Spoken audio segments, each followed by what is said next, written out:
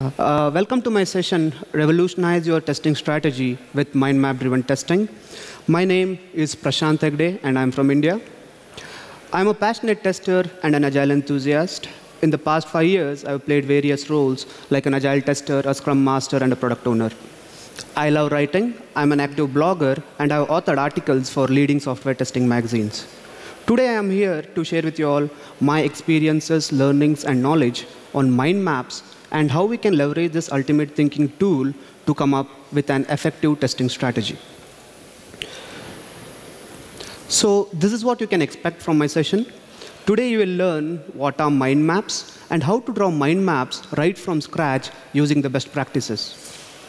We will discuss the challenges that testers face with the traditional approach of test documentation and how we can overcome them by using mind maps as lean test artifacts. Today, we will learn how to design a lean test plan using mind maps and also how to design lean test cases using mind maps that will help you to boost your test coverage. So, how many of you here are aware about mind maps or have used mind maps in the past? Oh, quite a lot. That's good to know. So, a mind map can be called as a visual thinking tool. A mind map reflects externally what goes on inside your mind. A mind map basically helps you in visualization of your thought process. If I put my thoughts on a sheet of paper, it would look like a mind map. Mind mapping can be called as an effective learning technique, a technique that works best with your brain. It can be called as a brain-friendly or a brain-compatible learning technique. In simpler terms, mind mapping or a mind map is a diagram that represents complex information in a simplified visual form. Here is an example of a mind map which says something about chemistry. Remember, every mind map is drawn around a single topic. In this case, it's chemistry. And we draw branches from our central idea to which we add associated ideas as branches and sub-branches. At a very high level, I can see what chemistry is, but I also have the flexibility to drill down and look at the important details that are associated to chemistry. Now that we know what mind maps are, let's learn how to draw them using the best practices. So we start at the center of the page, and we represent our central idea at the center of the page. And we draw branches from our central idea. And if you look at the branches on the mind map, they are not straight, rather they are curved or curvilinear in nature. This is because our brains do not like straight lines. Curved lines give you a visual rhythm, which not only makes your mind map pleasant to look at, but also helps your brain to better engage. And if you can also observe, the mind map is filled with images and colors, right? An image is worth 1,000 words. If you have 10 images on your mind map, you probably have 10,000 equivalent words on your mind map. And speaking about colors, colors are exciting to our brain. Colors unleash imagination. Colors also help you to come up with mental shortcuts. They help you to unleash imagination, and also you can color code a particular part of your mind map with a different color so that you can distinguish it from the rest of the mind map easily. And if you look at the text on the mind map, we do not use long lines and sentences on the mind map. We try to use keywords on the mind map. This is because long lines and sentences will restrict your thinking. Having a keyword which will help you to absorb more information. Also, a keyword will help you to trigger more associations. The whole concept of mind mapping is based on the radiant thinking principle, which says that our brains are radiant in nature. Our brains think from the center and explode outwards. So a mind map is the representation of the same. So I'm not going to tell you any specific tool, or I'm not going to demo any tool today, but I have listed a set of tools that you can use to mind map on your computers. So all of them are freemium in nature. If you are a beginner and if you are using the mind maps for the first time, you can use Xmind, which is quite easy to get started with. Here is an illustration of how easily you can draw a mind map using Xmind. Coming to the context of software testing. Testers are expected to come up with several test artifacts during the process of software testing. Test artifacts or test documents like test cases, test plans, test reports, right? There are n number of documents that we need to create. The problem with the traditional test artifacts is that they are really, really time intensive. It takes a lot of time to create these documents. And these documents are huge. They are bulky in terms of their size, shape, and magnitude, right? And the main problem with the traditional documents is that their structure is not flexible to changes, right? When we are working in an agile or DevOps setting, we embrace changes, but these documents may limit us from being agile. Since their structure do not support changes, it's very hard to review, update, or modify them.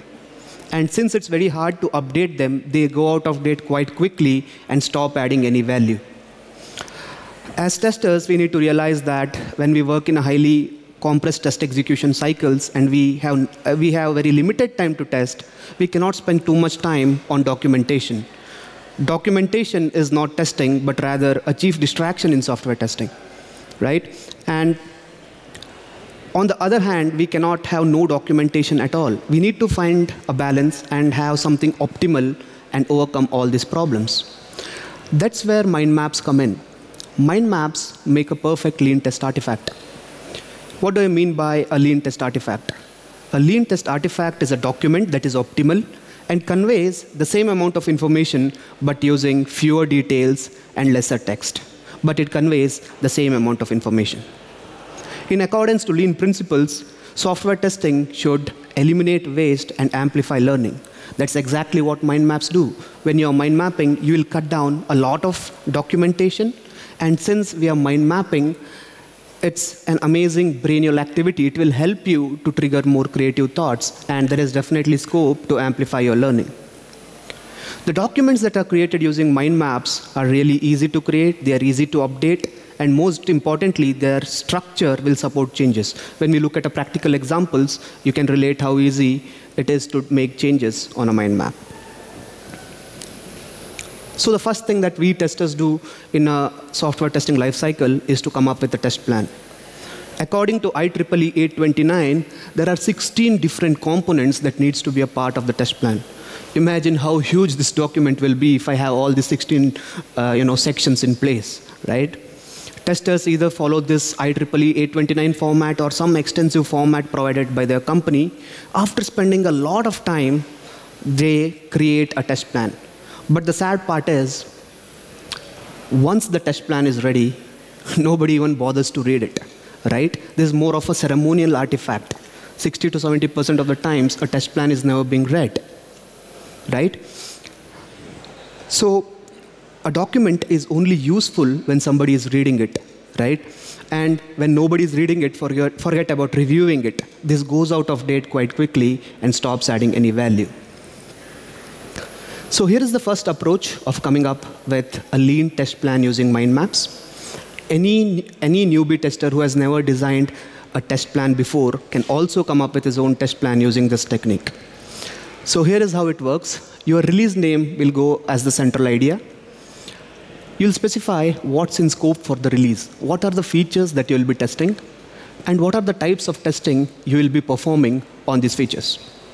On the other hand, specify what are the features that you will not be testing and the types of testing you will not be performing. That's it. That summarizes a one-page test plan. Remember, a simple and easily updatable test plan is much, much more superior than a 100-page test plan that does not add value and the test plan that is not read by anyone, right? Let's assume there is a change. Let's assume that security testing is now in scope for the release. All I have to do is delete this branch and add it over here. Modern mind mapping softwares make it really easy to do this change. Whenever there is a change, all you might have to do is delete a couple of branches and add a couple of branches. So that's how flexible mind maps are to changes. Let's assume you want to come up with a more detailed test plan than this. Then you can use the 5Ws technique along with the mind maps. So here is how it works. Answer why we are doing this, when we are doing this, where we are doing this, who all are involved, and what needs to be done. In the why section, answer Why are we coming up with this test plan? Specify the objective of the test plan. You might also want to answer, why are you building this product in the first place, right? What problem are we trying to solve?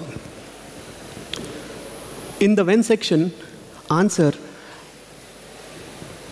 everything about your schedules and your releases. Specify your sprint length, your release cycles, your release start dates, end dates. Everything about your schedules and your releases will go in the when section. In the where section, describe the different environments wherein testing will take place, and you can add it in detail in the where section. In the who section, answer to the question, who are the people who are involved in the project, what are their roles, what are their responsibilities. So specify everything about your team, their roles and their responsibilities in the who section.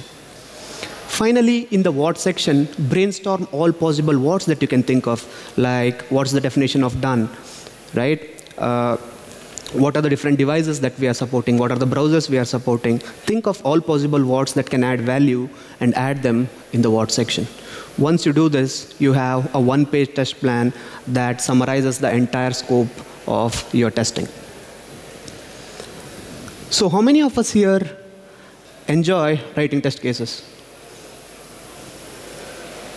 Okay, 2 of them like writing test cases, so it's very obvious. So as a believer in exploratory approach of software testing, I feel that as a tester, I do not need a test case document to drive my testing, right? So when following this agile approach of software development, wherein features are developed on the fly and changes are coming in rapidly, sometimes it becomes pointless to write test cases because I might have to do a lot of rework when these changes come in. So today we will learn 2 different approaches of coming up with a lean test plan. A lean test case. They are user features and freestyle. Let's get started with user features. Let's assume that you are testing a simple text editor called Notepad, right? And here is how you start. Your application name and your icon will go as the central idea. And every branch that is coming out of your central idea represents one feature or one branch that you want to test. So I have identified 8 features that I want to test. The next step is to come up with test ideas for the features that you have identified. What do I mean by a test idea? Test idea can be a lightly documented test case or a one-liner test case, right? It's a more generic way of saying test cases. So if you look at the approach of writing test ideas, If you look at the approach of writing test ideas, I have not used extensive steps or detailed steps to represent my test cases, right? I have not used detailed steps like launch the application, click on file menu, click on save button. The expected result is the file should be saved. Right? I'm not using any extensive format as such. This is because as testers we are smart enough and we do not need detailed steps to execute our own test cases. This also helps us to come out of this scripted mentality and be more exploratory in nature. Make mind maps a dynamic document, a living document. As and when you execute your tests, update your mind map. I have represented the test that passed with the green tick mark and the test that failed with the red cross. Helps me identify what test passed and what test failed. Once you come up with test ideas for all the features, you have a bird's eye view of your test coverage. I can clearly see which features have test cases and which feature do not have any test cases. I can see that feature open does not have any test case. So this prevents me from not having test cases for any of my features or modules. I can also have the clarity about some of the features like view, print, and save as have limited test cases compared to other features, right? I might want to strengthen these areas by adding some more test cases as well. And I can also see the complete progress of my test execution or my test run.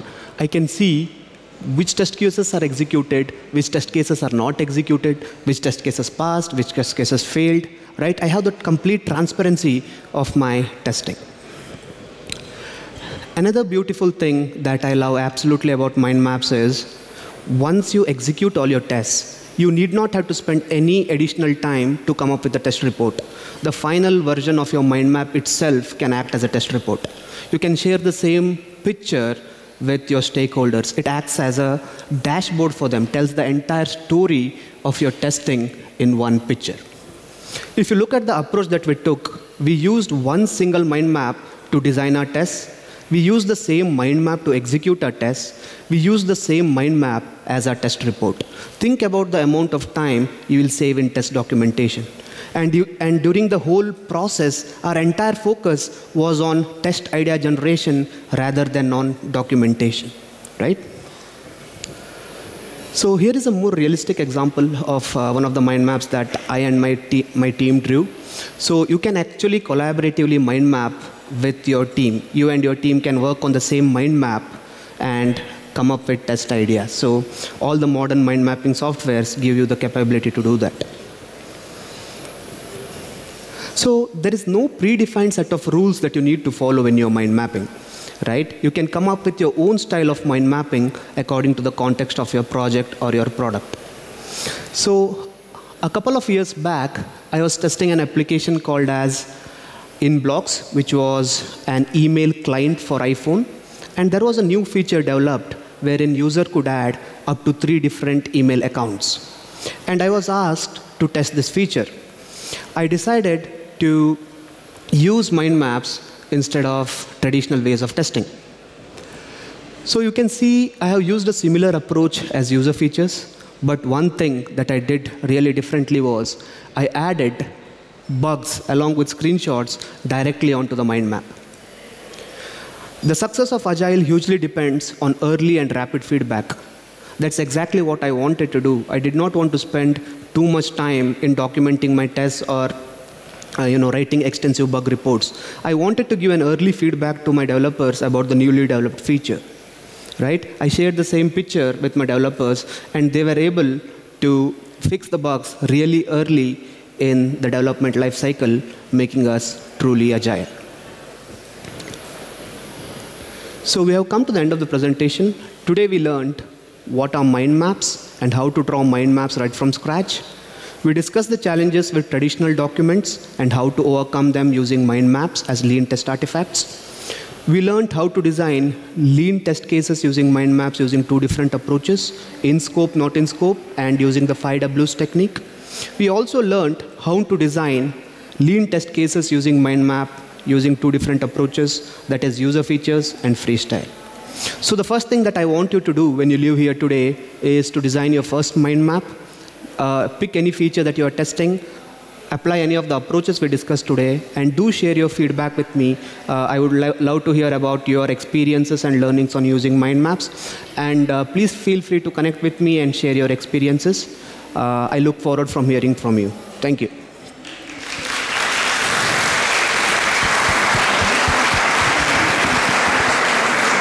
Thank you, Prashant. It's very interesting, very useful, and looks very, very easy to use by everyone. OK, questions. Can you recommend any way to, or tool, how to integrate mind maps with other tools like Jira, Jenkins, etc.? So I haven't integrated mind maps with any of the tools like Jira or Jenkins, but I think any of the tools might come up with these integrations, but right now I don't think there is a way to integrate Jira with mind maps, so not very sure of that. Okay, if you allow me, I know one add-on in Jira that draws you mind maps out of the issues that you have in Jira. So if you store everything in Jira, then your mind map actually comes for free. Oh, that's great. So that's actually gives you a representation of the data you have in Jira. Okay, sorry.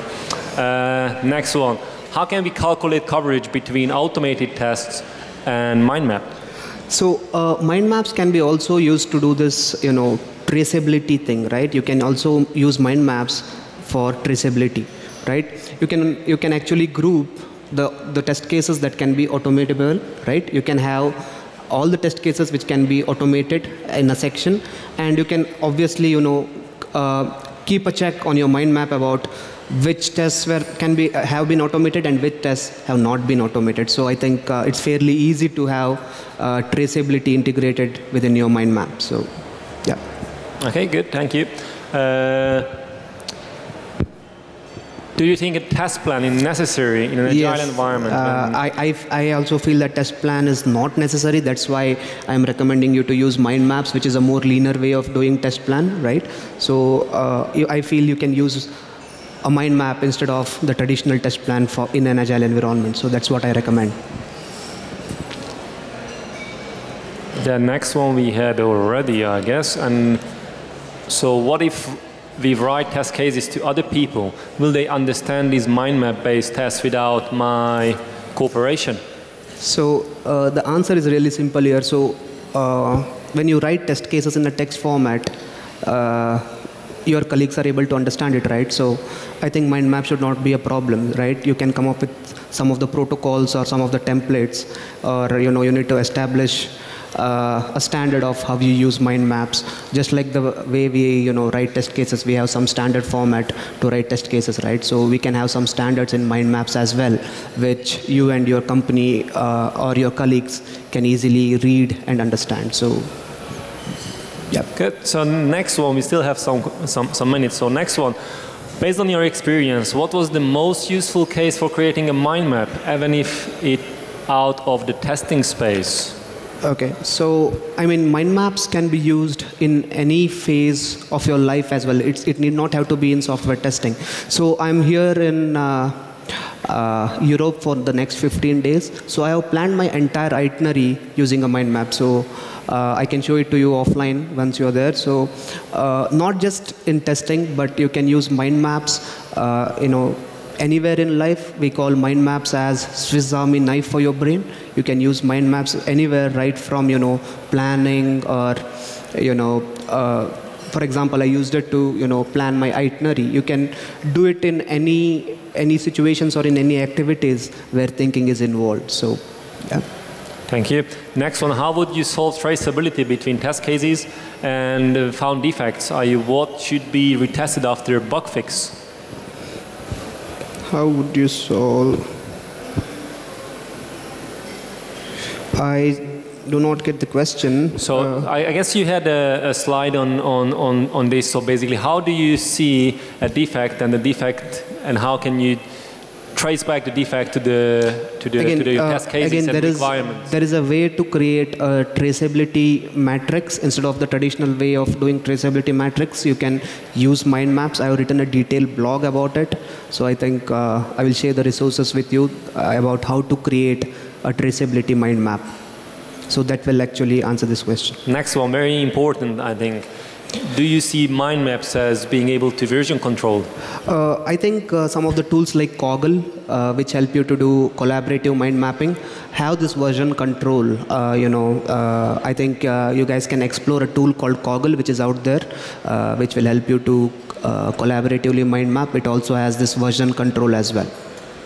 Yep. Okay, and maybe one more. Can you show an example of mind map created for a project with many dependencies or for a quite big project? Yeah, I can definitely show it offline. So I tried to show in one of my slides, but I could only show you only a part of it. But I do have realistic examples with me, so I can show it to you once I'm offline. Yeah? Good. Yeah. I'm just having a look. Yeah, maybe we do that one more. How is MindMap, sorry, people are interested, that's good. So how is MindMap compatible with the documentation standards and ISO required for product development? I'm not sure about this. So the whole purpose of doing mind mapping is to, create leaner documents. I'm not sure if you want some standards and ISO, I'm not sure how you can use it. The whole purpose of doing mind mapping is to reduce waste by cutting down documentation. So I'm not very sure how you can do this.